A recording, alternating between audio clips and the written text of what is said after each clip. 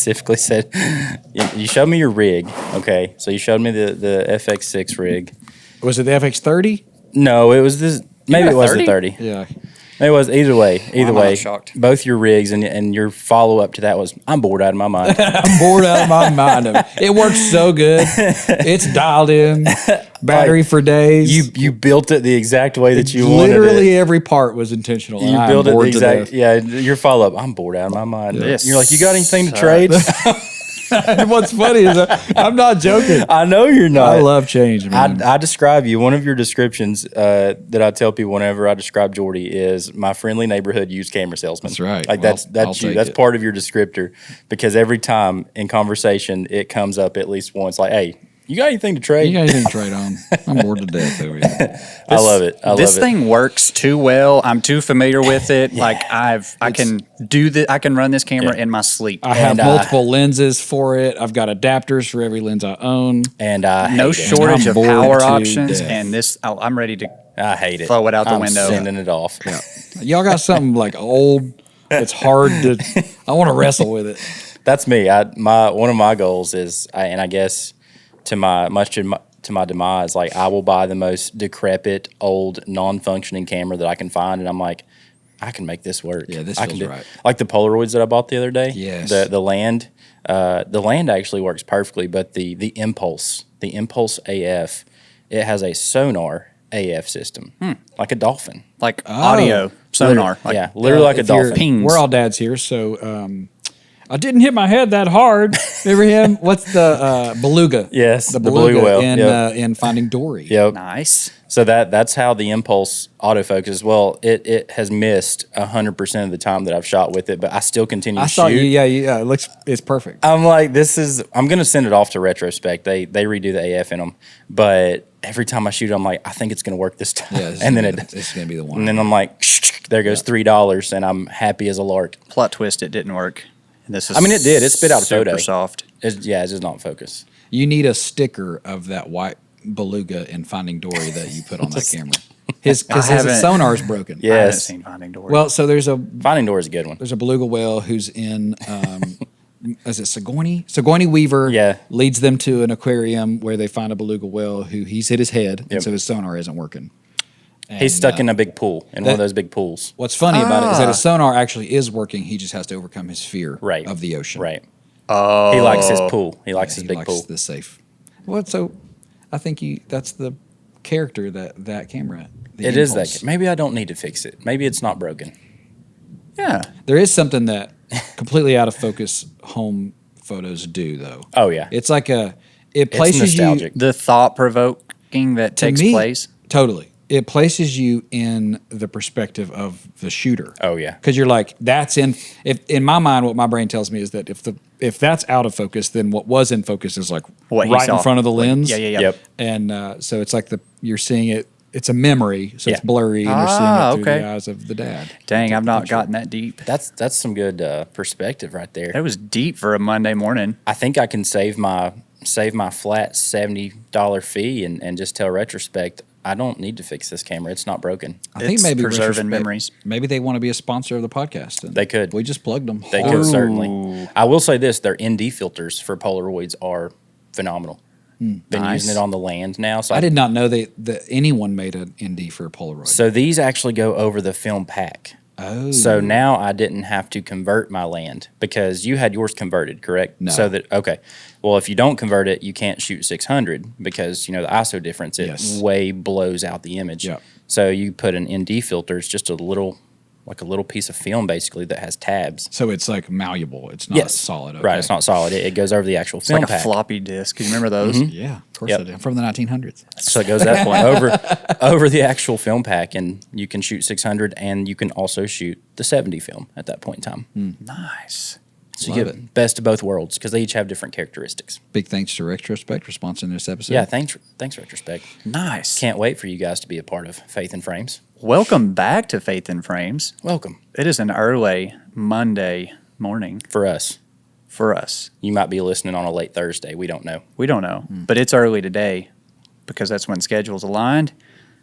So here we are at Create Appalachia. Got my do ready. # not sponsored. Yeah. If we get sponsored by Pepsi Cola, then I'm probably still. I'm not working anymore. I think they need us more than we need them. There's a thought. There's a thought. Fully agree. So we've got a cool guest. Throwing that out there. We do. Mentor, friend, competitor, Bromigo. Overall good looking guy. Dad bod enthusiast. Oh, yes. I'm down with that. Embracer. Down with Embracer. that. Down with Speaking of dad bods, listen, I'm going to hit you with a dad joke. Hit me. What do you call a prom in the Arctic?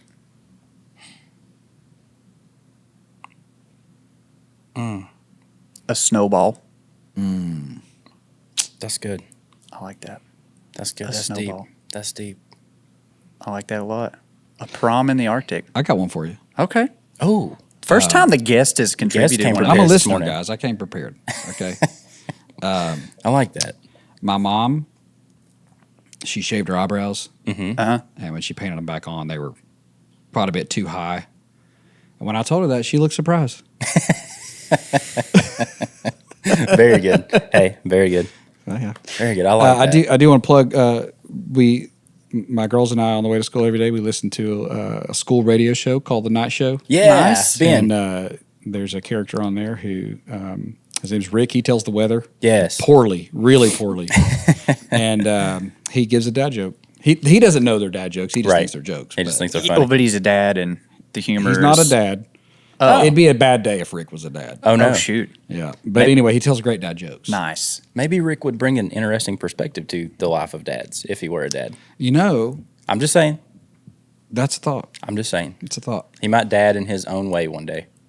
So all I'm going to do to introduce this fella over here, this good looking fella, is say his name because you've got the laundry list of accolades and how the relationship began in music and all these things. Yeah. But anyway, we've got our guest, Jordy Whetsell of Chroma Creative. Good morning again, sir. It is certainly a good morning. It's storming outside. We've heard some boom claps. Yep. Listen, There was one right there. last night at like 7 p.m., it was like 60 degrees outside. Yeah. And it was almost not dark. Yeah, it felt pretty good. Yeah. Felt pretty good. We were walking out of a basketball game. I did not realize how, I guess, borderline depressed I had become Yeah. until I started to feel the warmth, It's like, huh. see it get, stay daylight until far later in the evening than 5 o'clock. Yep. Couldn't Yeah. agree more. Another big thunder. That's beautiful. I love that sound. I don't know if they're picking up or not, but they're here in person. They're welcome. Yeah. I welcome the storm. So you mentioned a long list of accolades. Oh, gosh. Yeah. Go ahead. Yeah, Jordy and I go pretty far back to my adolescent years when you were still working at Campbell Morrill's Heck Music. yeah. Good old downtown JC, Dave and the crew. Shout out to you guys. Lasting impression on this young rebellious teenager you made, and I think that has continued on through our friendship, through our relationship. But I mean, Jordy Whetsell, musician, father, husband, again, overall good-looking dude, nice curly hair, dad bod enthusiast, believer. We have all kinds of things that can be attached to your name. Vehicle restorer. Ooh, Yeah. that's a stretch. Friendly It's not. neighborhood used camera salesman. Yeah. I'll say it again. Yeah. Many things can be attached to their name, but at the end of the day, brother. Man, Man, I consider a brother. Absolutely. y'all are the best. I feel loved. And Well, that's good yeah, most because of that's true, the things that y'all said. it's all true. It's all true to us. Yeah. All true to us. That's all relative, though. Yeah. Well, thank y'all. I'm happy to be here. Yeah. I'll even say stoked to be Oh, I here. love That's a stoked. Garrett word for Stoked to be sure. here. Stoke levels. Listen, are gonna listen. be up. Can we leave a word in 2023? I can't stand the word biz. Oh, Biz. man. I got no problem leaving the word Biz. biz, And- wherever and it belongs. That's not Yeah. good because I text that to you a lot just in abbreviation. Well, I see it all the time. I Like, abbreviate. all these video gurus, and it's like, if you want to grow your biz to 20K a month, if your biz ain't doing, Yeah, I'm no guru. hate it. I just do it hate to abbreviate it. Also abbreviate the word perfect too, which I'm sure gets on your nerves. Perf. I just put perf. Yeah, you know it. I do These it are to all you. Chad words. Yeah, exactly. Chad words. well, but like, okay, perf is actually even still close to the original spelling. There ain't a Ish. Z1 in business. That is That's and true. we're just That is like true. throwing him in there, unsolicited biz. I hate it. I'm with you. All right, problem solved. Problem solved. No We're more not going to do biz. it anymore. But we're keeping perf. Can we keep perf? I mean, It's up to you. To me, if you're saying it, it's risky. Like, Well, it depends on the delivery. It depends on the tone. Why not just Depends say on the tone. word? Perf. You know, like why not just say the word? spell it PERF, but if you're going to say it, PERFFF. emphasize the F. Yeah, I was going to say you have to have FFFFF. Yeah, that's really, perf. really enunciate that F. Well, because when I text it, my predictive keyboard puts like 4 Fs behind it, so it's like perf. It's like a purr. So it landed. Exactly, it landed. It came to a nice slow halt. So let's replace biz with Riz. How to grow your Riz to 20K a month. I could use some Riz growth, guys. I don't know. I'm married with 2 kids. I think I'm doing okay. Hey, that's when you need the Riz. Yeah, you got to man. Riz. You got to Riz on Gotta your Riz her woman. up. You got to Riz on your Listen, woman. I really get That tickled. didn't sound We talked. We got a Riz on your woman.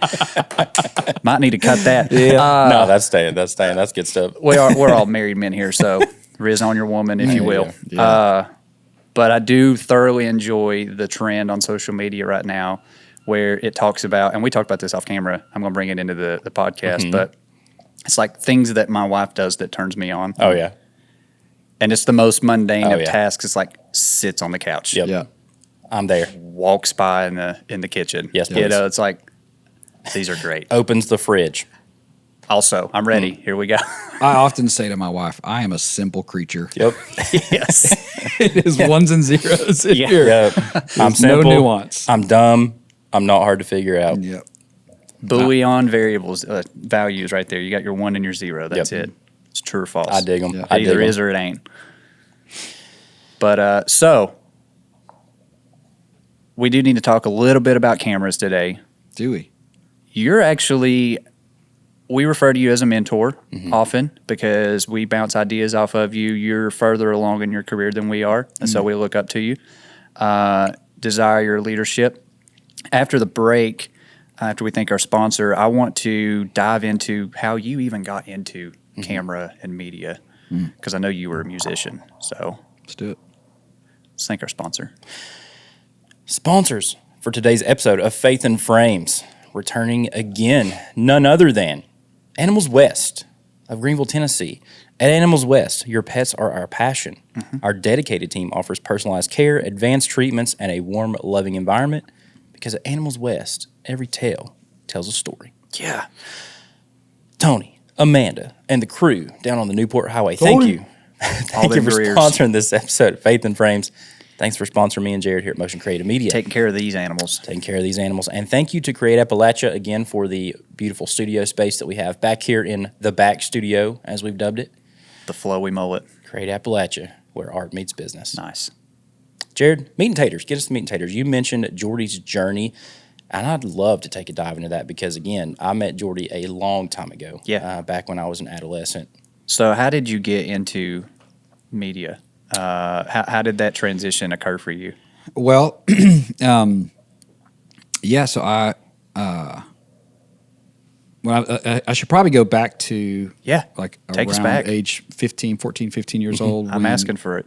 When that's when I met the Lord. There was a little Chinese man named Francis Chan that stood on a stage Yes. at a college campus, and his sermon was essentially helping us fickle beings zoom out of ourselves. And Yep. he showed this picture of the world, and then of he just continued to zoom out further and further and further Right. and further. And then the picture that he was painting was that we are both the creature of the Creator, and simultaneously just this microscopic speck in the big picture of things. And so for the first time in my life, I sort of faced this reality of, in some ways, my own insignificance. And when you're a Sure. 14-year-old boy, like, It's not what you want to hear. I remember this girl on the bus in front of me turned around because I kept saying, quit talking about me, quit talking about it. And she turned, she was like, not every conversation's about you. Oh, Yeah, yeah, And I was Jordy. like, whoa, I think I genuinely thought they were. Yeah. You know? And, Oh, yeah, 15. You definitely there. did. yeah. So that was the beginning of just me sort of feeling cared for Yeah. by a creator and with a desire to know him, and sort of had some really valuable people in my life at that point. My youth pastor, who later on became my father-in-law. Yeah. Very cool. And so that shifted the way I think about life in general. Nice. And so all of my interests as a 15, 16-year-old boy were filtered through the lens of the gospel. Yeah. And this reality that, my life isn't my own in a lot of ways. And so, but also being made in the image of God, feeling extremely creative and excited about what that creativity might find itself doing. Yeah. So that originally was in music. Okay. And had lots of cool opportunities in that space. And but that led me in this place where about 5 years later, I was in year 3 of playing music full time. Okay. I was in a band. We traveled and played a little over 200 shows a year for the last 2 years that we played. Wow. And, there was this moment that I often refer to when at that sort of stage, we all had jobs. Yeah. The band was all of our jobs.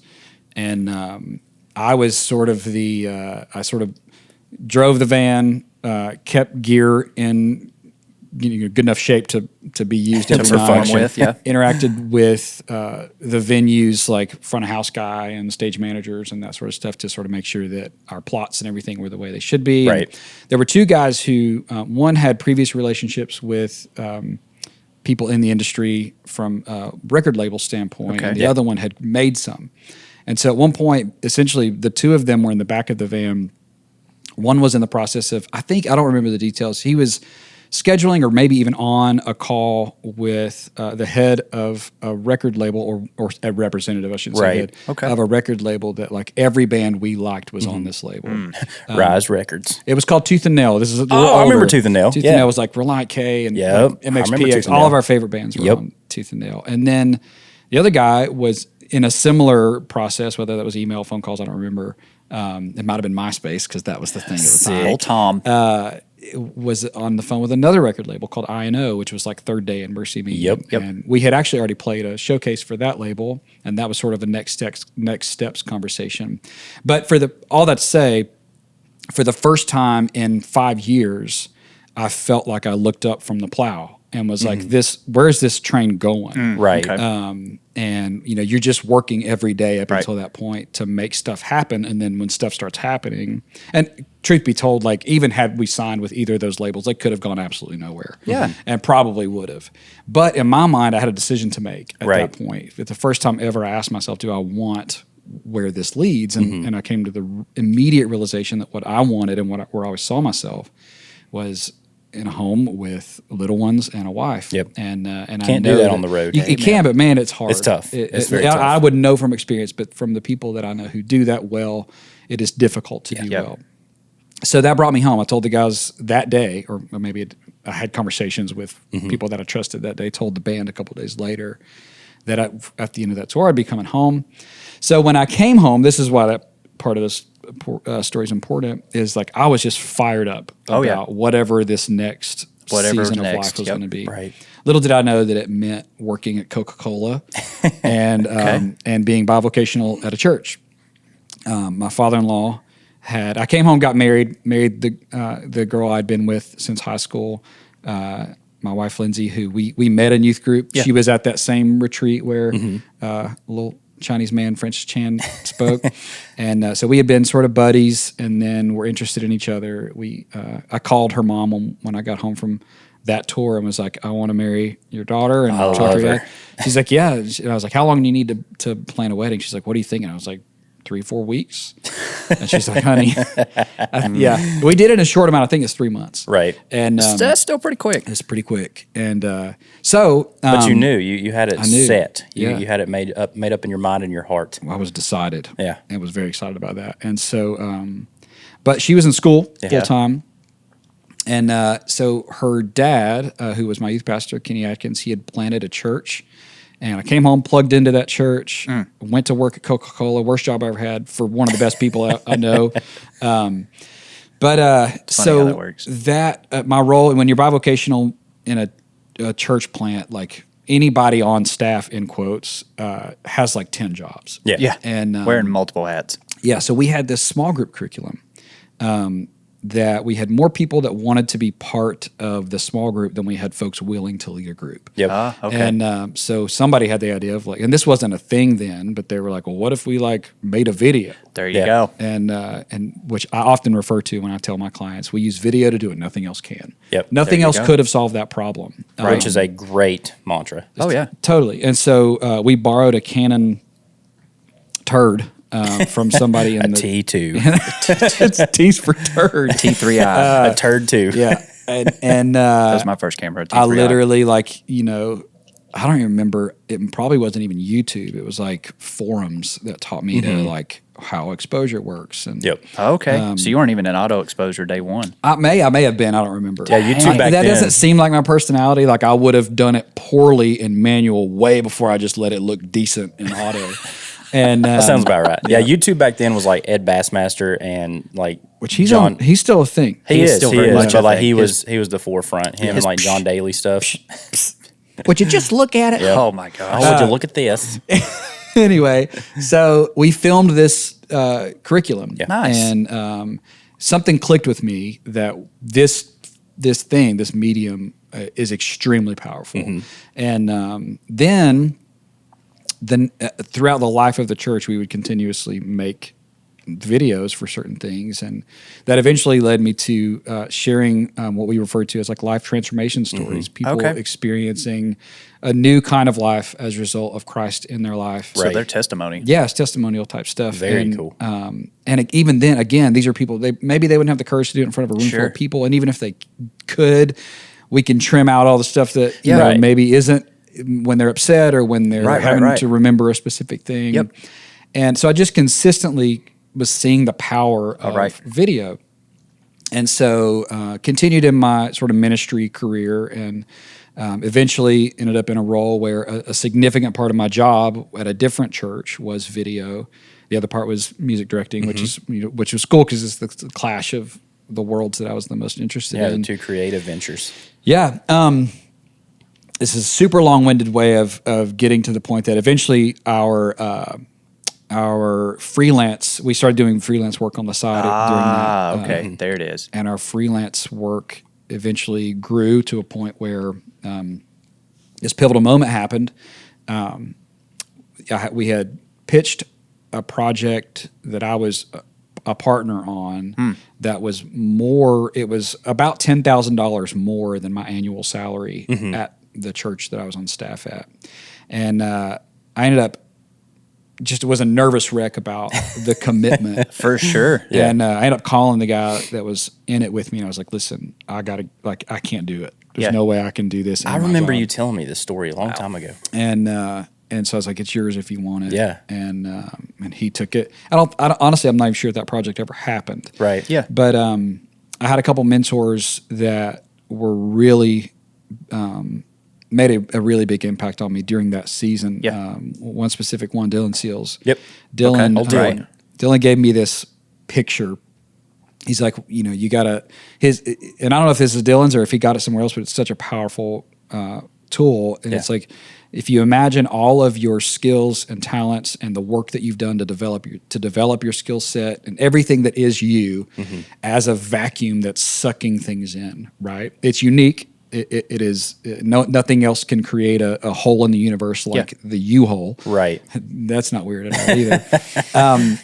Copy and paste that. But what happens is that we put things in that place. Yep. So jobs, sometimes even people, we sort of try and see if it fits. And the vast majority of the time, there's air leaking around the side. So if you imagine a job, and you have all these these ideas and things that you want to accomplish, and your skill set and talents and natural giftings, and you're like, let's take my ministry role and plug it in this vacuum and see what happens. And it's like, oh, it feels good, but there's still some leakage.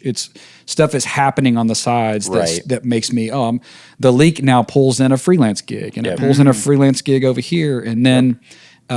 But the scariest thing I've ever done in my professional career is pulling a job out of that vacuum and So then that the other stuff- seeing what it sucks in. Yeah. Right. And for me, I'm whatever Dave Ramsey is, I'm the opposite of, and that is not a strength; it's a major weakness.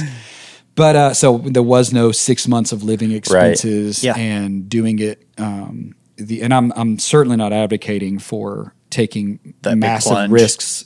There are ways to take risks that are calculated. Right. And ours was not. It was just, Here we go. this feels like the time. Yep. And Let's do it. So we jumped in, man. And There's something to that though. Like you think about a Yeah, cold there's pool. power in that. Like if you tiptoe into it, like you may back out. Yep. And most people do. Most Totally. people do back Yeah. out. I mean, but you could also get acclimated to it and end up doing it in a more controlled manner. Sure. Just like it's funny. Yeah, how there's that advantages and goes. disadvantages to each. yeah, if you,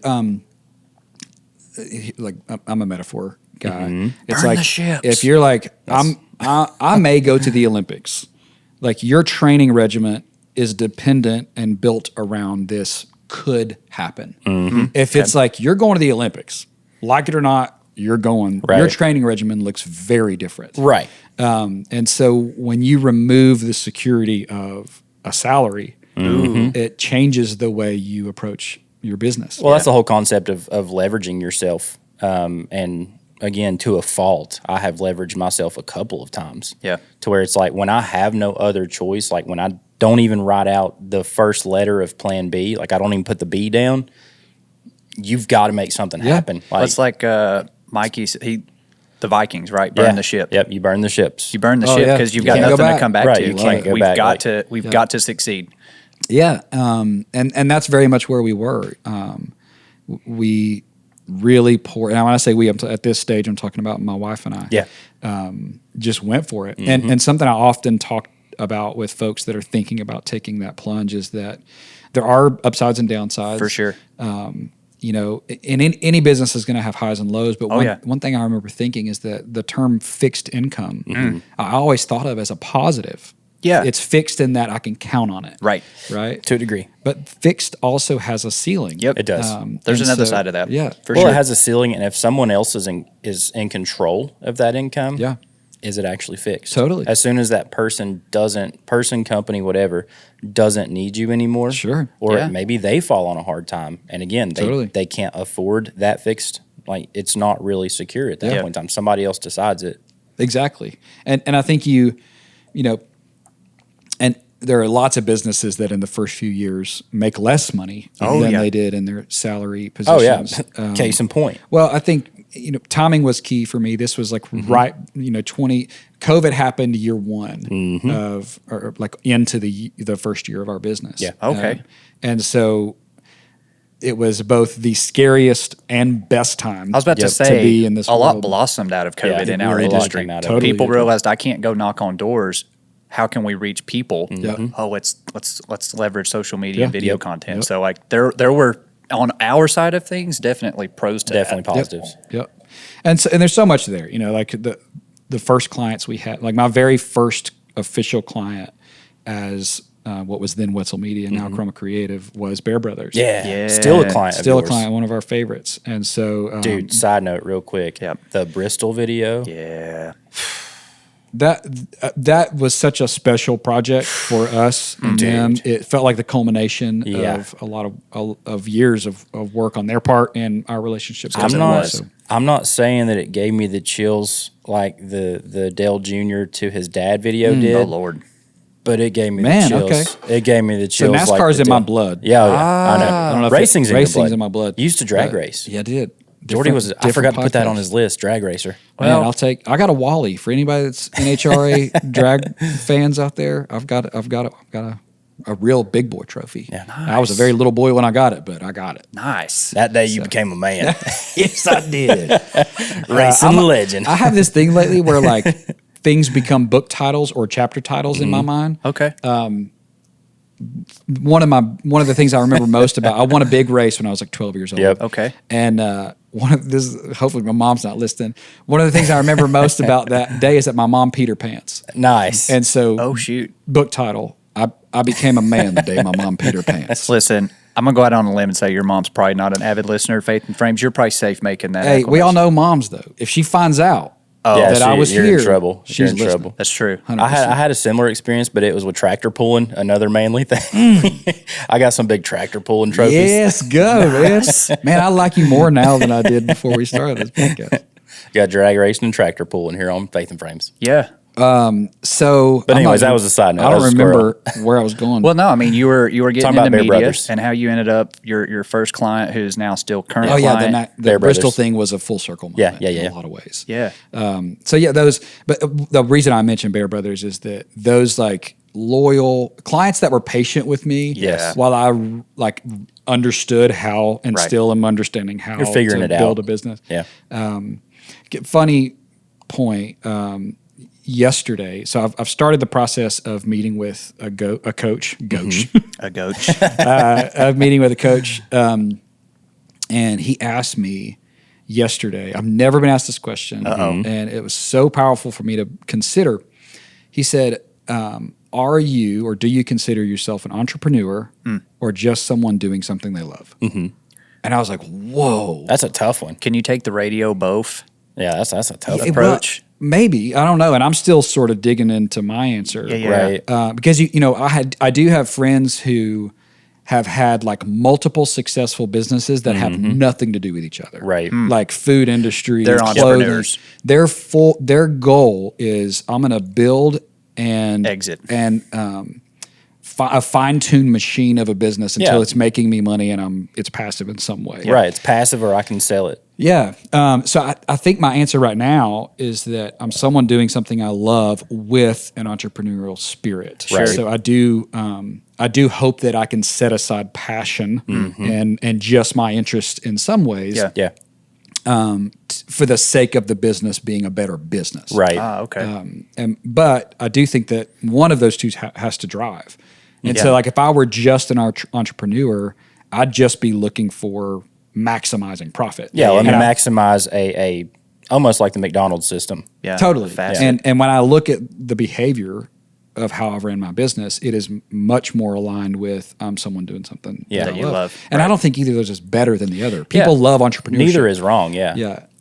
There's definitely times though where different characteristics of each, they'll show themselves. Like I know one thing that's very tough for creative people like us is we sometimes forget about the business side of things. Which I got a lot to say about that. yeah, I mean, and it can be tough. It can be very tough because we want the art to shine through. Yeah. We Right, want right, our right. passion to Yeah. shine through. And at the end of the day, there are times where no, if you're not, and we talked about this off camera, if you're not solving the problem, Yeah. it doesn't matter. And unless it's like a true passion project. Now, if it's a true passion project, sure, let all the art shine through. But if it's a client project and you're excessively artistic but don't solve their problem, Right. that's where that tendency can be a little bit detrimental to the business. I think Totally. it's exciting too, though. You mentioned Bear Brothers. Yeah.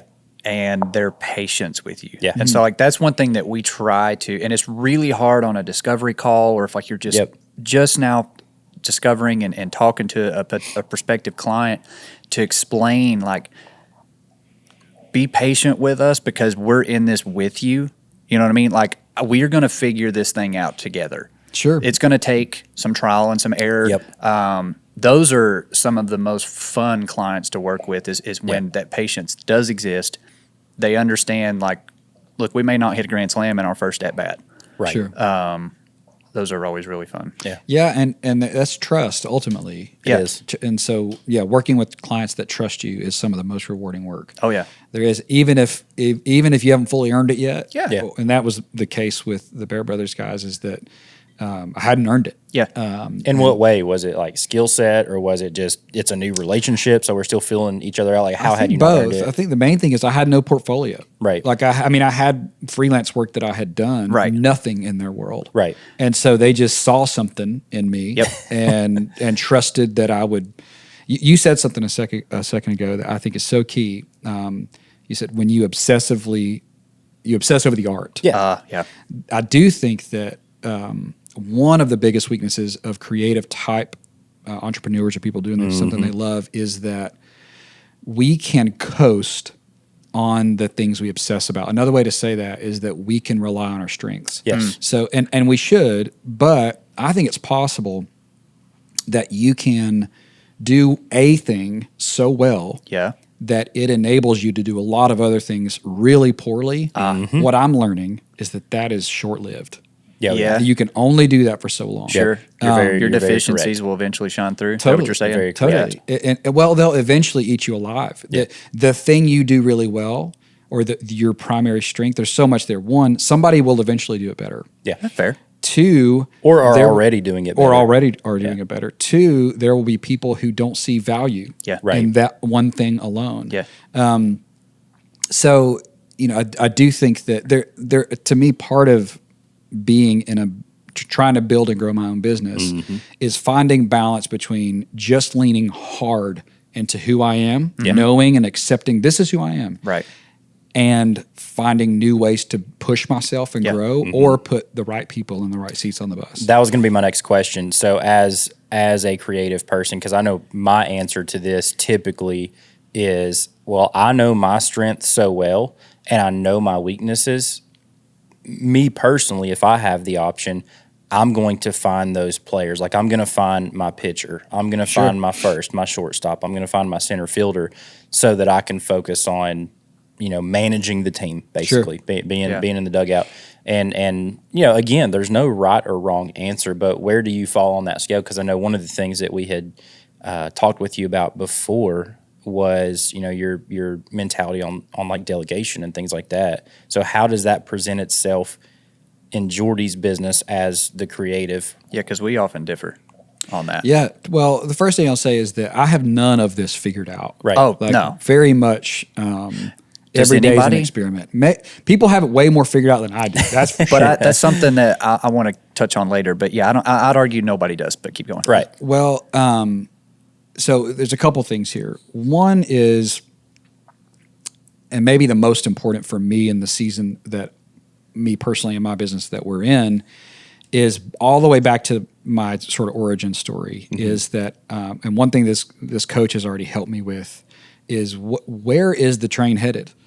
In the same way as those early days playing music full time, I didn't know what the bullseye was. Right. Sure. And so didn't know what a win was or what a Right. failure was, because I didn't know where we were going. And Right. we could have taken a wrong turn and I wouldn't have known. Yeah, and if you don't know where you're going, you're not going to Exactly. go anywhere. And that's easy to sit here and say. Right. It's more difficult in the day-to-day of business to right. say, Yep. like he asked me, he's like, first of all, he's like, what's your mission statement? And I was like, I started giving him chromas. He was like, no. What's Jordy? What's your mission? I was Yeah. like, what? Yeah.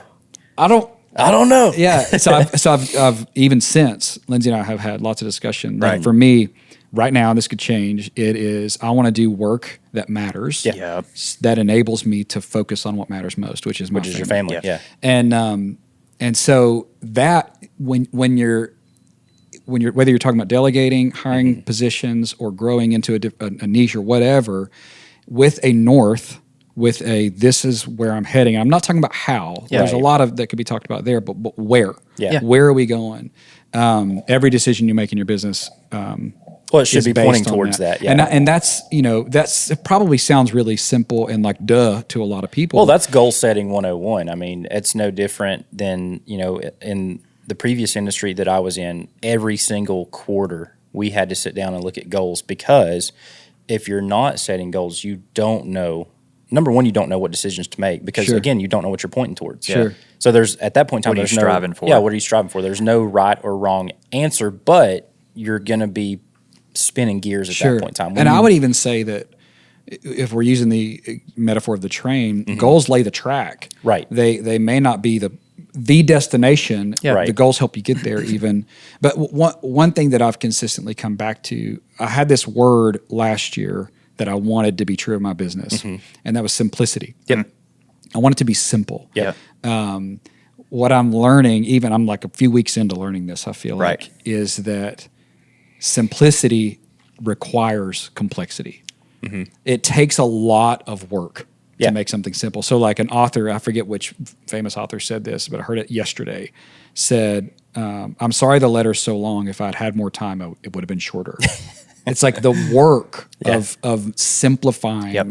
our business takes a mountain. It's a mountain of work. It's a mountain on the back end, yeah. Yeah, so I think what I meant by that was like I want to focus on my thing and just do that really well, Right. and that provide an income that I'm comfortable with. Right. What I'm learning is that if I want Chroma Creative to be simple, it has the work of sharpening the tip and narrowing our path is going to take a lot of work and a lot of time. Yeah. And is that work and time that Jordy, the individual, can do or wants to do? Well, and that's what I'm wrestling with. Yeah. I think that I think you've already, to a degree, delegated at least one task. So you said you were starting to talk to a coach. yeah. So you've realized that there's at least somebody maybe above you, laterally to you, that offers input. Totally. I had 3 goals for my coach. Yeah.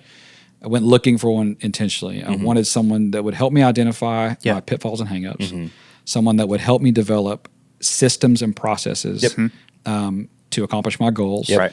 And then someone that would hold me accountable on both of those things. There you go. And Which is good because as the individual, we don't hold ourselves accountable typically. Totally. At the end of the day, we don't. And what's been so key for me already is that so far the like path or plan that he's laid out is I didn't get excited about it because it wasn't at all what I was planning. Right. Probably Which wrecked you I a little think bit. means is exactly what I needed. Does Yeah. that make sense? So that's just resistance. So, That's, yeah, totally. It's the what is it? The art of war, or no, the war of art. If you, the book, The War of Art, Yeah. like that's totally just resistance, and resistance is the very thing that you should be doing, Right. But you're not, Right. Yeah. Because XYZ reason. You can't do the same thing and expect a different result. Bingo. That's straight up The thing out here insanity. won't get me there. So I shouldn't say I wasn't excited about it. It Right. just, of the list of things, the things I wanted to start on are at Right. the bottom of his list. Yep. Things he wants to start on are at the bottom of my list. You know, that's biblical though. Oh, totally. Discipleship, which is mentor. Yeah. Finding someone. So like that's something that I've recently been learning is like, okay, everyone has something to offer Right. somewhere. Like if I saw an illustration and it was the easiest thing I'd ever seen. You think of like your skills on a 0 to 10 scale. Like say video wise, Jordy, you're a 7. Well, guess what? You can help a 0 through a 6. Totally. You That's can a even great help a point. 7, but you're going to need to look to an 8, 9, or a 10 Right. Yeah. to In get order to further. grow. Yeah. In order to grow. It's no different than like spiritually. You're going to look to someone who's walked it a lot longer than you Sure. Right. to help guide you through these things because they know what you're going through and they can help you through these things. So like, yeah, that's biblical. And Jesus even turned that on its head a little bit when he would say stuff like, he would encourage someone way further along to think more like a child. yeah. Like a 3 could help a 7 too. In Yeah, some ways, in like, some hey, ways. dude, you're overthinking this. Yeah. Yeah. Well, that goes back to absolutely. that So, simplicity thing, yeah. like simplicity coming through complexity. Yeah. You know, Yeah. a child does think so simplistically. Yeah. I love their prayers. That's the one Oh, thing yeah. that They're kills great. me is like, you know, you'll hear these beautifully poetic, eloquent prayers, you know, and we'll joke and it's like, well, that didn't get above the ceiling. Right. But I know my 2-year-old who just said, you know, God, can you help me on this test or Yeah. whatever, Yeah, right? no, You know, it's totally agree. it's the most Yeah, simple. childlike faith. Yeah, absolutely. And then So they mix in a little bit of the Christmas list sometimes too. Oh, yeah. I mean, it's always a fun can I time. have a Barbie house? Who doesn't want to, or a Barbie Jeep? Yeah, or a Barbie Jeep. There you go. Barbie Jeep. Paw Patrol's our current affinity. Oh, we love Paw Patrol in the house. I hate it, but Reese loves it. So I feel like there are chapters and seasons of every person and every business. Yeah. And I will say that I feel like, you know, when things are great, it's real easy to just sort of like coast. to glide through Oh, yeah. those Oh, yeah. seasons. You And so- you neglect those small tasks that get you to where it is great, Oh, right? yeah. Like, and so if you're not doing those things, guess when you're going to see the ill effects of that? When the good runs out. When Yep. the good runs out, And it because the good ran out because you stopped doing Right, the little. you You know what I'm stopped doing saying? the little things. It's no different than like even a relationship with your spouse, right? Right. Yep. Oh, totally. Good friend of mine. Shout out Josh Mancuso. Josh was, I love his bits. he's Oh, yeah. phenomenal. Josh, hilarious. But he was in sort of video marketing, content Yeah. creation space for a long time, and he was sort of off ramping his business to focus more on his sort of acting and comedy career when I was on ramping mine. And so he was actually sending me a lot of work. yeah. And because he was still getting a lot of calls about video work, and so he every now and then would just sort of check in on me and say, "How's it going?" And I'll never forget year one. He was like, "How's it going, man? What's business like?" I was like, "Dude, it's been incredible. We're rich. Like, yeah.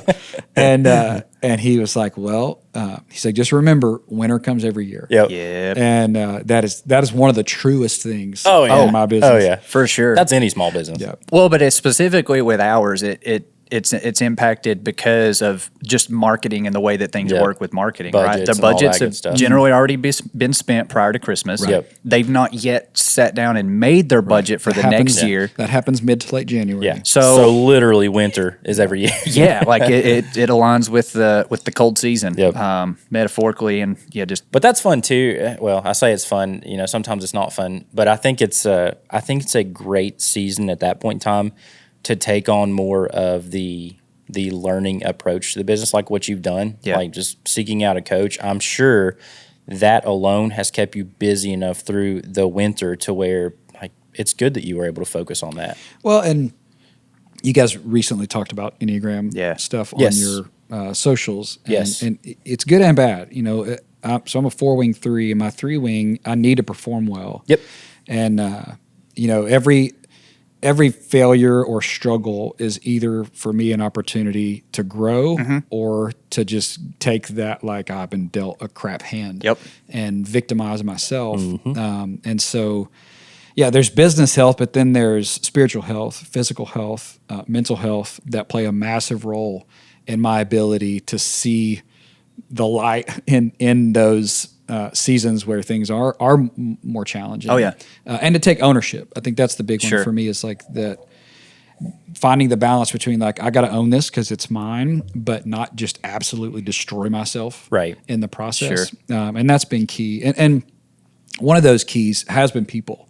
There have been multiple seasons, even in the 5 years that Chroma has been alive. There have been lots of seasons. And, you know, at one point, so my wife, Lindsay, works full time in the business. She's actually by trade, she went to school, got a master's degree in speech language pathology. Yeah. And so worked a little bit in that field. Right. Is extremely passionate about the work, really struggles with the bureauccy and how insurance Right. works and how it Right. prioritizes Right. profit over people and blah, Yep. blah, blah. So she is a 2-wing 1. And which is she- funny because you brought that up. You said, Jared, what are your numbers? We hadn't discussed this yet. Jared's a 2-1. You said I said I'm a 2-1, and you said I thought so. Yeah. The person I love the most in this world is also a 2-1. Yeah. And I'm not saying that we should be married, and that's not what you were getting at. But like, it was funny that you picked up on that without me even, divulging that. I'm not I'm not the top. Like, I don't need to know your Enneagram the Right. first time we meet, but I just saw so much of Lindsay and you. But at one time it was like Lindsay's full time in the business. We had hired Jeremy Good, shout out JG. Oh, I love Jeremy. Incredible dude. And I'll sort of speak to both of their strengths We in a got to second. get Jeremy but- on. I got to get true. Jeremy on here. And then we had and still do part-time people that we'll sort of use as Yep. needed. Yep. Sure. And then intern. Yeah. We have had interns on and off throughout the years. And so, one reality there is leaning into other strengths. And an example of that would be like Jeremy, for example. Jeremy, if you take a post project, for example, and for folks that aren't in the video world, like editing a video. Yep, editing. Which there's lots of aspects and pieces to an edit. Tons of other than nuances just there. cutting and pasting. But Jeremy can get an edit from 0% to 70% roughly 2 times as quick as I can. Yeah. And that's his strength and where he enjoys that process. Right. For him, the final 30 is a drag. Yeah, I got you. And I'm the opposite in that way. I can procrastinate and be frustrated through the first 70%, but then like really love the dialogue. If we dialed in the dialogue, like even just 10% there would help. And this isn't the right song. Yep. That Yeah. B-roll clip is 3 seconds too long. Is it because you Color- also like see the finish line coming? Yeah, I think it's partially that, but I think I get the most. Or is it just those minute things Yeah, I that think you enjoy I doing? get most excited about, like, I'd rather finish building a car that someone started Yeah. than You like the plating part of cooking. Yeah. Yeah, totally. Yeah. Let's get the final. And now that's a post production process. Right. I think of production in a completely different. Oh yeah, they are. headspace, They're different for sure. But so Jeremy was, I mean, like there were plenty of times that he's like, "What you got for me?" And it's 10 a.m. and I'm like, "What I had for you's done." Yeah. And so he kept me on my toes and would sort of push the train down the track. Yeah. Yeah, Jeremy's a doer. He's a doer. and he does it well. He is a doer. Lindsay, my wife, that she being 2-1, her one is strong in a work environment, and so it's so much more than administration and calendar and time. If I had to put it quickly, Lindsay has the ability to place herself and her reality in the future squarely where it matters. So, for example, if there's a shoot and there's lots of moving parts, and we're 60 days out from that shoot.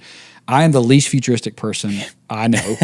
And so she in her mind, it's happening today. Yeah. And the details matter today, 60 days away. Right. As much as they would if we were on the way there. Right. Whereas for me, I'm like, once it's like, all right, I took a shower, I read this morning, I did a little workout, had some breakfast, and it's like, what's going on today? That's a big shoot. Yeah. Today. Oh, Here we go. Buckle up. Forgot hair and makeup. Is that still which literally happened last week? Or do 3 of the 4 people on this list don't even know it's happening. It doesn't matter until it's here. Yeah. Right. Whereas Lindsay can squarely place herself in that reality and then treat it as if it's happening right now. And she'll often say to me, pretend it's right now. Yeah. Pretend it's happening tomorrow. I've got to get you in this headspace so that we can discuss this. And that changes her perspective of the whole business. Yeah. Sure. She can think futuristically. And so she probably is frustrated that we should be knowing where this is. What's our target? Where are we headed? Yep. But she also, one of the other things that she's so good at is that I have this mode that I sort of go into when during production. And I also am awkward socially anyway. And she is the most incredible at just loving people, she's a great listening when communicator. they talk. Yeah.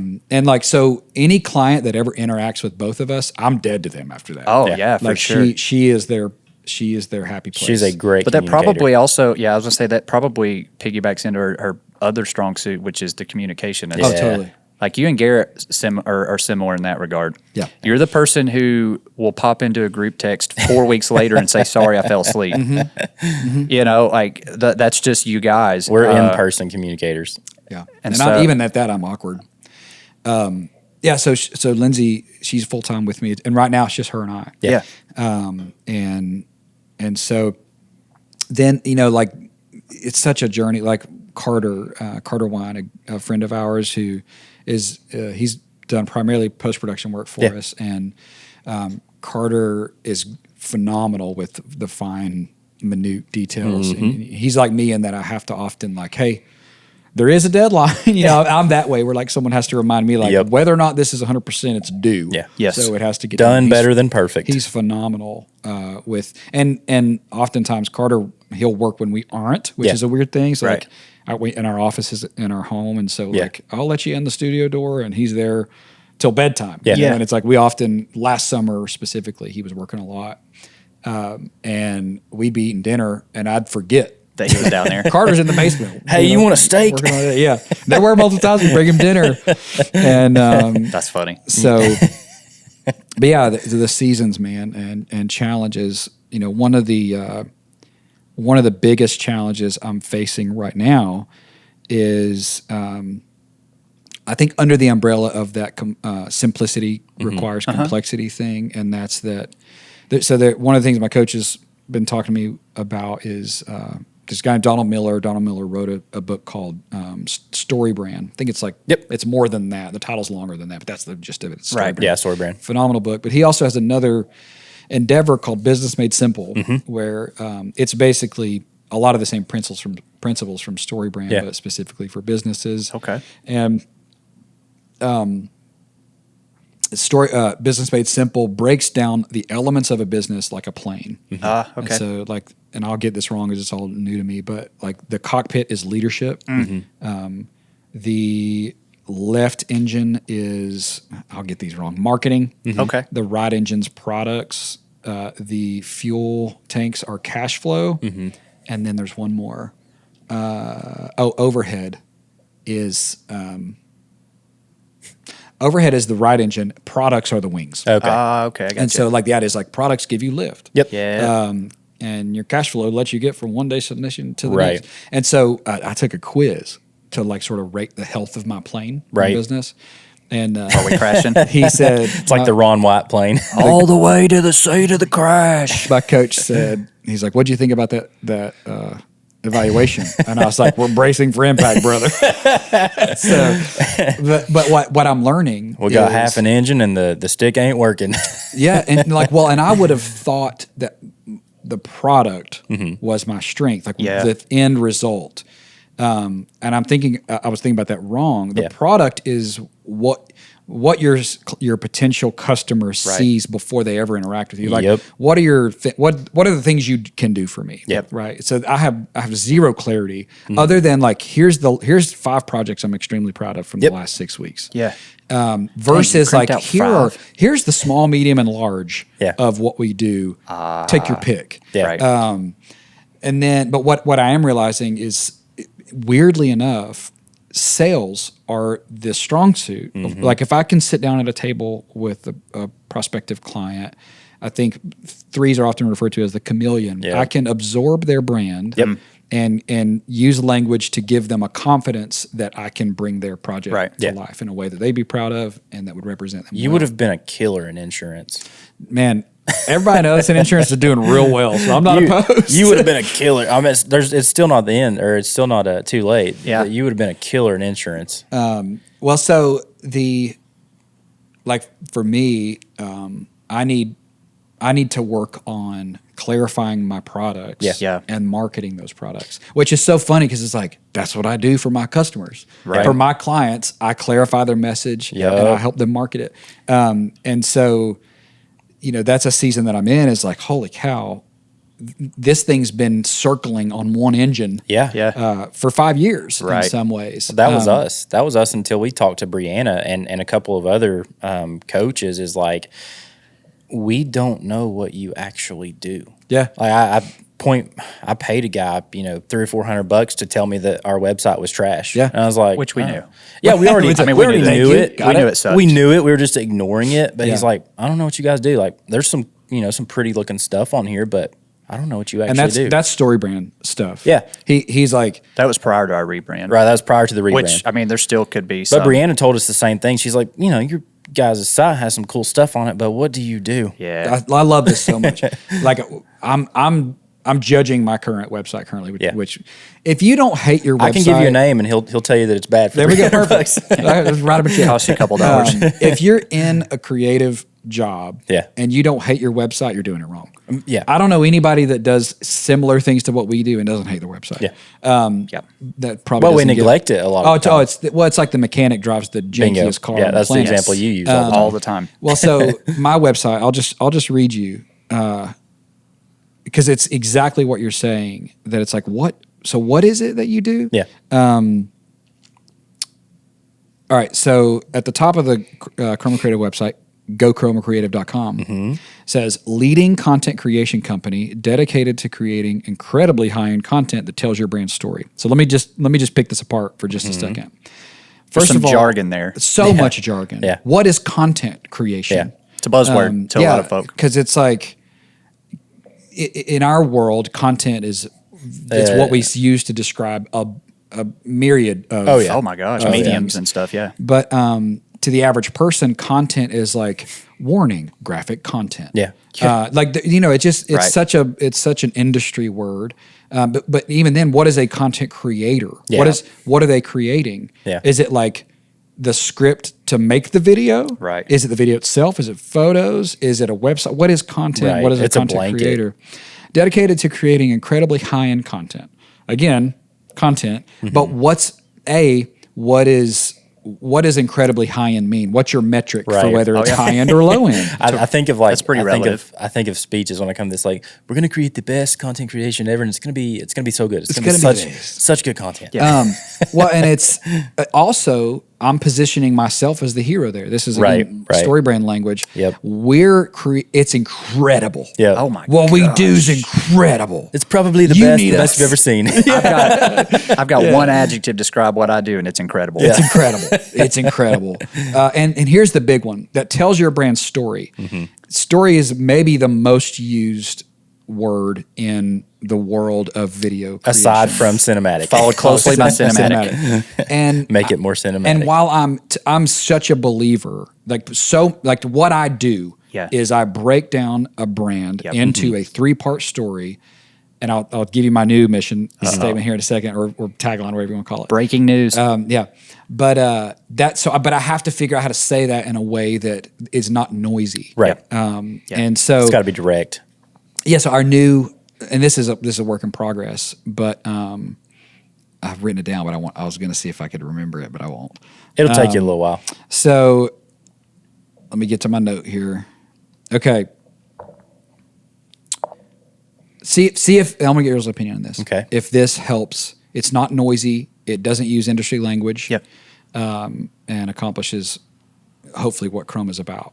We make video content that looks like a movie, that feels incredibly authentic to your brand, and works to inform and inspire your audience. Much more There you go. direct. So it's like there's still some like There's some in there. video, but we said video content. you okay? So we've specified been video. specific what Got that your medium means. already. Looks like a movie, and that was basically like I want you, because here's what I hear all the that's- time. that's You high do want to quality. separate yourself. It's incredibly high end, right. Well, You want to it is. separate yourself. Well, because in our world, and for any business people out there listening, if you buy an ad on WJHL, I've heard this 100 times. They come out and shoot it for free. Yeah, they do. So what I have to do is help them understand that's great. If that solves your problem, I'm so on board. Right. But what we're talking about is a different thing. Right, this is a different It's product. not a better version of the same thing. Right, It's this is a a different different thing. thing Yep. altogether. Yep. And so This is an actual solution. that helps to me. Saying movie Yeah. takes them out of a Johnson yep. City Honda commercial Yep. and puts them in like Hey, where are they that's located? different.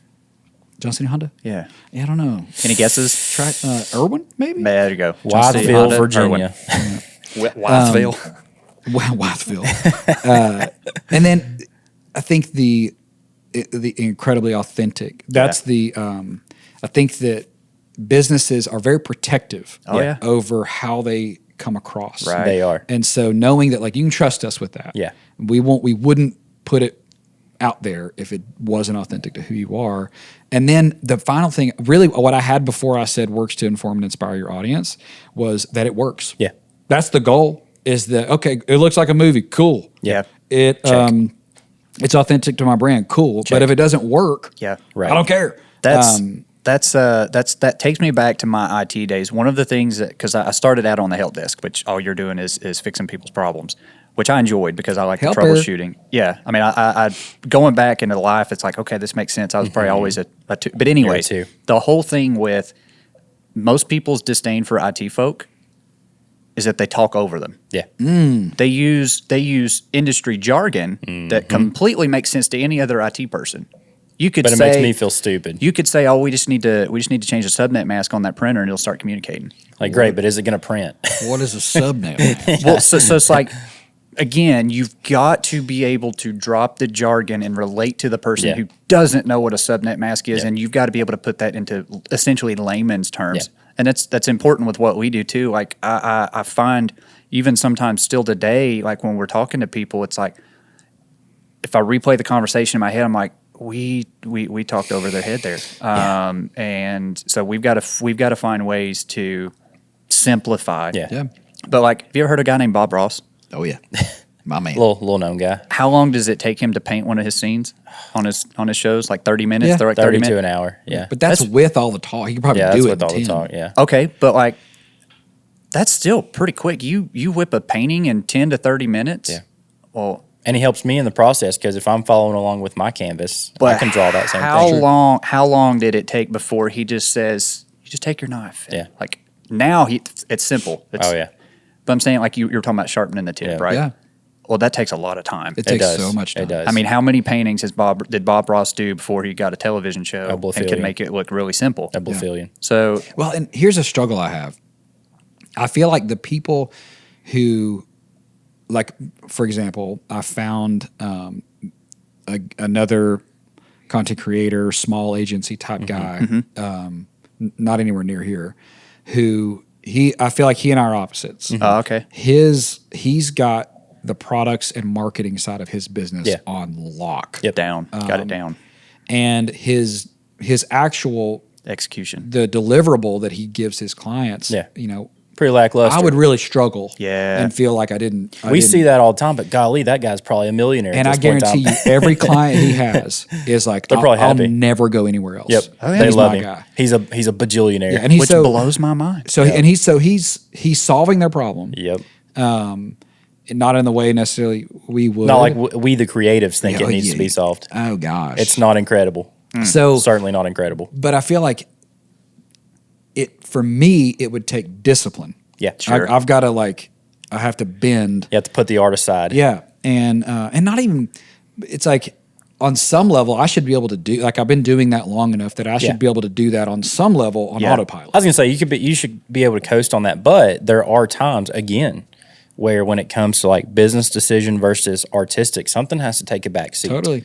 And with that guy specifically, and there's so many examples of agencies We know like one that. who. Yeah, there's so many agencies like that, but I can guarantee you if we look at the bank statements, they're probably rolling in a whole lot more than I am. Totally. Because they're out there actively solving the problem and they can put the art to the side. Yep. Yeah, and so that's It's a such struggle. It's such a journey though. Like there will be. And it's probably a big struggle for your wing 3. I'm also a wing 3, so I understand as performers that it's tough. No, and that's like we were talking about earlier, is that you have to find the balance there between beating yourself up Yep. Yeah. and using it as data to move forward. Yep.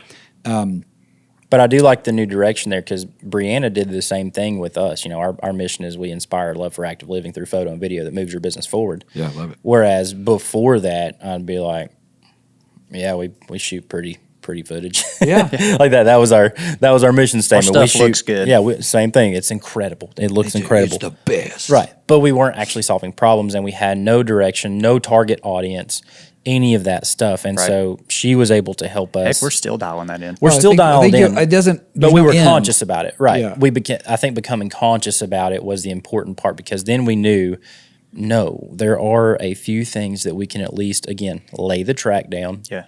And let the track guide the train. Yeah. Well, like your hero, Deacons. Oh, yeah, Do Roger you Deakins. think if you asked that guy, he had it all figured out? Like he would say, "Yeah, I've mastered it all." He'll still tell you he don't. Yeah. Exactly. I would say the opposite, but Well, right, but here's the thing: like that's the thing that the finish line doesn't exist. Right. It keeps getting moved back. Whatever, however you want to illustrate that.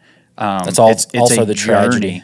For instance, you mentioned Bear Brothers. They were patient with you. Yeah. You feel as though they were more patient with you than they were in their business or whatever. But like, I would probably guess and say that their first builds, they could probably look back now and be totally. like, I cannot believe I called that finished. that's the tragedy of creativity, though. Like you're always going to look back and say, oh, to a degree, I hate this. I called that finished and delivered that Right. to a client that Right. paid me money. Right. I do think that's heck. I look at work that I did 6 months ago, and I'm like, Yesterday, I look at stuff from yesterday, and I'm like, ugh. I remember being stoked about this, thinking it was good. Now I can absolutely pick it apart. Here's a potential reality is that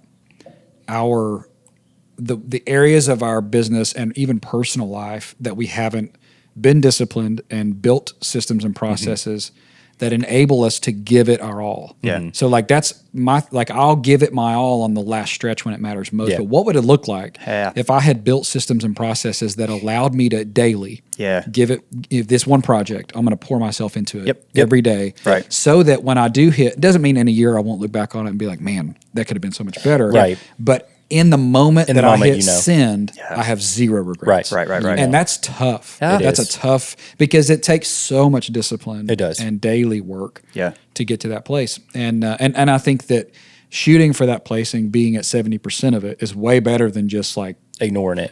than just pretending that, or just coasting on the thing you do best. Yep. The delegation thing is tough, and we can close out with this. But like, I approach delegation from a standpoint of like, yeah, I know I'm not the best at everything. Like, I will go ahead and tell you that I know that I'm not. But maybe it's a sense of pride, maybe it's a sense of curiousness.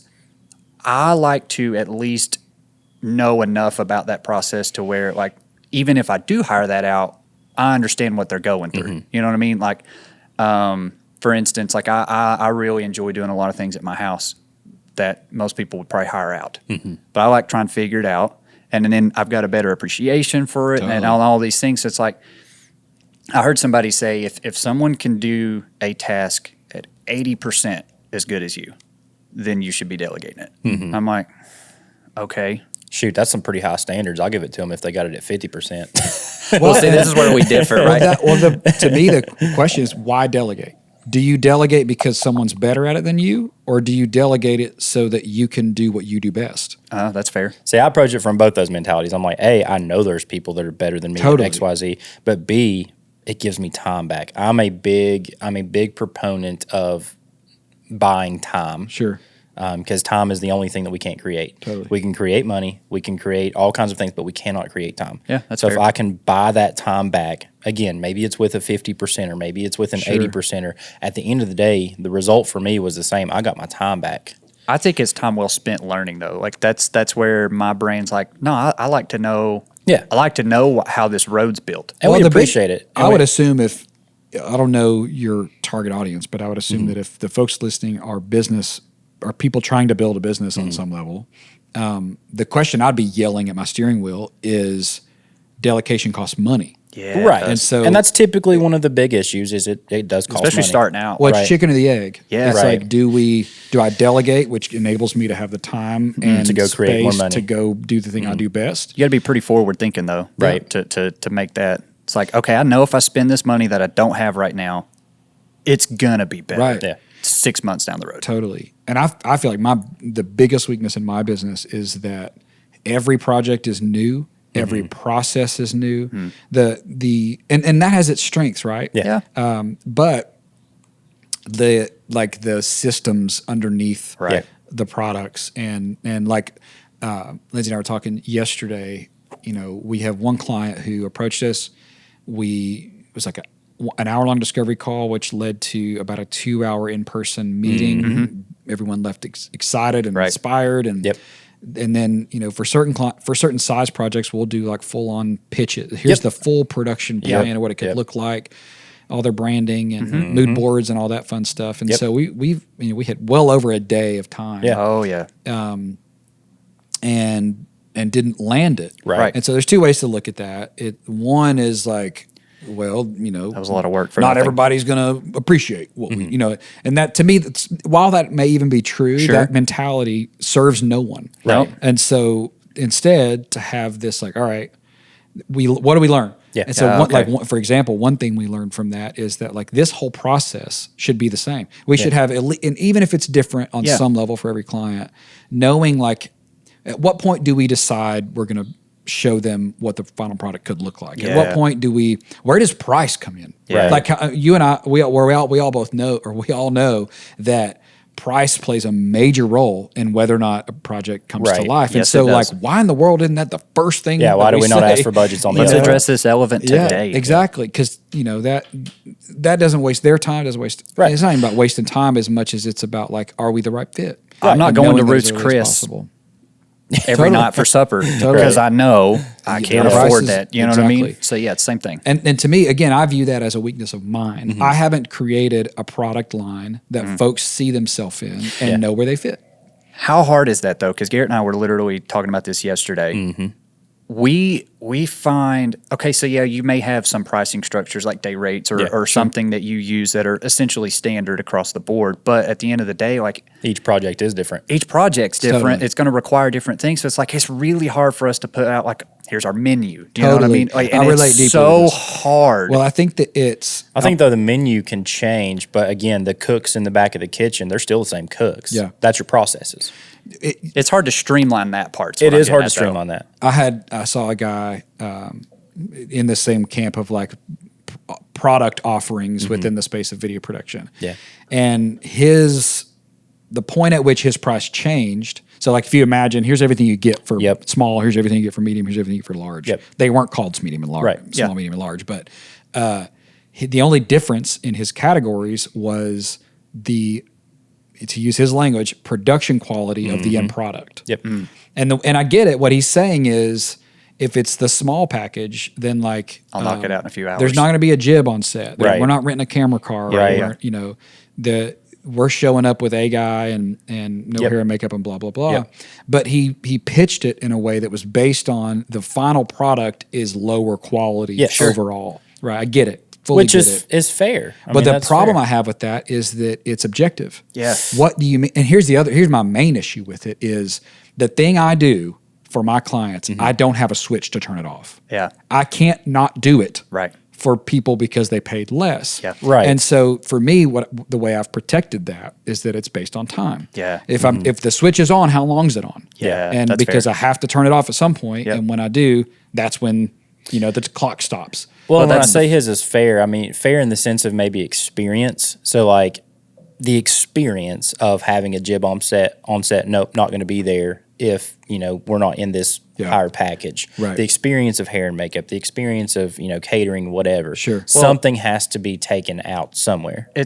We talked about it the other day when we were talking about a few packages and potentially throwing together a few packages that can help streamline and automate a bit of that. At least as a starting point. Right. At least as a starting point. And we're like, well, do we include lights and da-da-da-da? I'm like, Garrett, I don't think either one of us is going to show up on set. And if Without it needs lights. a light. You didn't pay for lights on this. I've got it in the car. Totally. Like but that's it's included. Like, no, we're That's gonna included. use every tool My switch is on. disposable. Exactly. So Right. that's again another struggle in our industry. It's not like I can say, oh well, this costs this much. This burger is a $10 burger. Which is why I identify as someone doing something I love instead of an entrepreneur. An entrepreneur would. That's true. A full-blown entrepreneur would is just- like, this is about profit. Right. We've got Process. such an ironclad system Yep. that folks enjoy it. It works. They'll take baths on few, but they'll make really Totally. on the same rate. And they know that like 40% of people are going to go, looks great. Yeah.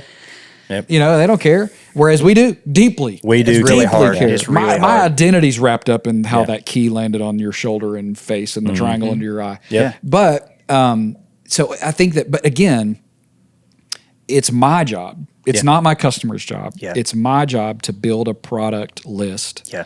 that they can envision themselves in, self-identify their need. And that's the other thing is that dude's being based on production quality. You're the professional. Yeah. You tell me what I need. That's I'm going to right. spew on you, Yeah. and then I need you to wrap all that up into a package that you think makes sense. right. Makes sense And a for lot me. of people come to the table with zero ideas, period. Totally agree. Again, At least the people we're talking to. Yeah, a lot of the people we talk to, they just say, well, I don't know, guys. I just need, a cool video or something like that. And we're like, that's not going to solve the actual problem. Sure. That's a piece of the pie that may solve the problem. But let's look at what the actual problem is and put something together that, actually fits what you need. Which this is probably different for bigger entities who are Yeah. dealing with agencies and stuff like Oh, that. yeah. That Totally. process is totally different. Totally. We're small business We owners. find ourselves talking to the owner and the CEO, Right. like the decision maker. Yeah. In most cases, we're not dealing with a marketing agency who they've got this campaign all laid out, and it's just a matter of budgets. Their and name is on the top of the check they write you. Bingo. Yeah. Bingo. So it's different. It's a different process for us. Yeah, if you're a freelance cinematographer, you get your agent to send you pitches and you pitch those and Right. you're just the cinematographer at that point in time. And I think a lot of this is regional. Oh yeah, it is. It is. We live in a I very would agree. slow area when it comes to this medium, and we talk about that a lot. If we lived in, let's say LA or New York or places like that, like it's more common. Yeah. And I think you guys are like me in the sense I love I have no desire to ever leave. Nope. No, we this love where region. we are. Zilch. We love where we are. And so, and in some ways, feel capable of bringing That a here. niche product or a niche level product. Could you call it uh, incredible even? an incredible Well, I niche feel- level product? I feel Content. a burden. I feel a burden for it. Yeah, same. I'm burdened for it. Like I know that we can do stuff like that in this area. It's going to take some time. Yeah. And Well, I think it's thankfully- happening. It is in happening. batches. It is. Yeah. It is happening in batches, and I'm thankful for that. And thankfully, there are people like you and people like us who actually give a dang about making it happen. Well, that's circling all the way back to I want to do work that matters. Yeah. If I didn't want to do work that matters, then You'd have your menu. I'd have and it'd be ironclad. I don't care Yep. what you Yep. you check the boxes and Yep. click And check there we out, go. and here the bus will show up and unload. Yeah. But even more importantly, when when they say, I want a simple video, Yeah. and then you help them see the vision of telling their brand story in a way that inspires and informs their audience, and then they go, holy cow, Yeah. I didn't even Right. know this could happen. Yep. That's when it matters. And you're like, oh, Yep. this made a difference Yes, for it this did. business. Yeah. And Yep. then there's like literal difference making where like we partnered together on Yeah, a project on a talking very good about cause. foster care. Which Yes. will be a future episode. Yep. And so, the video can do it, nothing else can. Yep. It can. And I think it deserves a full spectrumed attempt. Yeah. At least in my business. Good I think old-fashioned Chroma college try. creative. Yeah. It deserves a full spectrum. And if that means more people, if Yeah. that means more intentionality, if that Yeah. means a daggum new website, More processes. There you go. then we're going to do our best to get there. But I think Nice. that's so, and we'll end it with this. That's a beautiful wrapping, a nice little bow on top of the ideas. Like, as you're a four wing three, Yeah. since we're hot on the Enneagram topic right now. go. Oh, yeah. Me and him are both twos, and I'm a 2 wing 3. Like, the twos, we're the servants. We want to serve people. Yeah. Because we get our energy. And Almost to a things like- detriment in some Almost cases. to a detriment. That's how we feel appreciated, how we feel loved. You, the performer, that's where it comes from, is you want that to be, your best performance each time. I think having people like that in place, especially in this area, it does nothing but good. Yeah, Yeah, totally agree. I would agree with that. Jordy, thank you. Oh, thank you all. There are so many things that we could go into, and I'm sure we're going to have another episode with you. We'll have to get with his wife, Lindsay, because Jordy doesn't know his schedule. We'll have to get with the director. We'll have to get with the director here. Well, it's been a pleasure, and while I'm thankful for all the kind words, I think that I don't consider myself further down the track. You are. Than you all. I'll go ahead and tell you. Well, We consider you a mentor. I We consider you a greatly mentor. appreciate it, but we learn stuff from each other daily, and we sell each other cameras, and it's a great time for. I'm not the camera guy, though. Like, I stick with stuff for a while. Yeah, Jared, he holds on to 'em I pretty marry tight. cameras.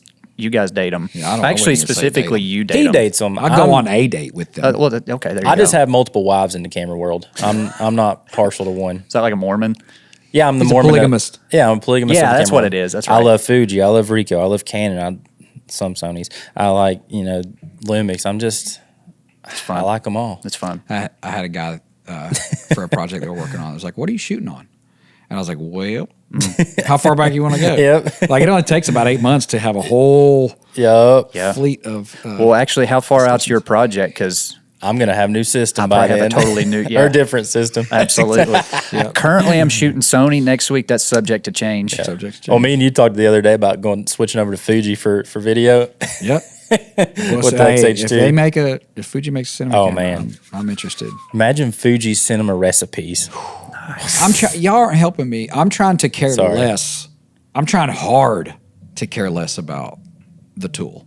Yeah, But man, There hard. is. Same, That's same. It's that's tough, though. Very, very well, true. because they're fun. Tools are fun. They're fun, but like, it was a list of docs at Sundance this year, Oh yeah. and they showed this. C300 Mark II. They showed the list of cameras and how many of them got used. And there was that Pocket 4K. Yeah, there was. Oh, I'm yeah. like, But the C300 Mark II was number one. Yep. Like by 5 films or Yep. something. Yeah. Which is a 14-year-old camera. Yeah, it's a pretty old camera. but I'm sitting here thinking, this right here, though, this is the proof Yep. that your gas is stupid. Which we know, right? Yeah, we know, but Like I don't no wanna one's accept telling it. us something we don't know. I don't want to accept it though, because again, I like them all.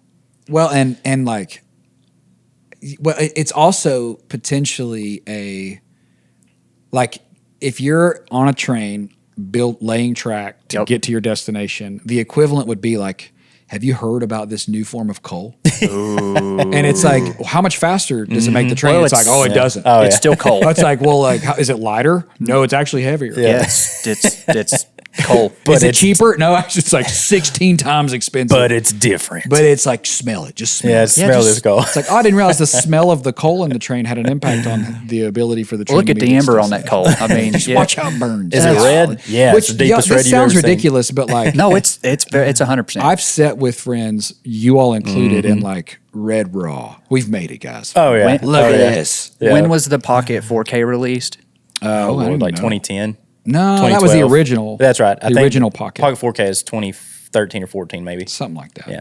Either way. It is a micro 4/3, Yep. which is a tiny sensor for Terrible all of you battery guys. life. Yep. Terrible, but Bad dynamic range. made But it looks great. made a Sundance film. So because Bob Ross was using it and not. Well, see, here's what not Garrett. YouTubers would say at that moment, right there when you stopped, is it's all about story. Yeah. I couldn't agree more.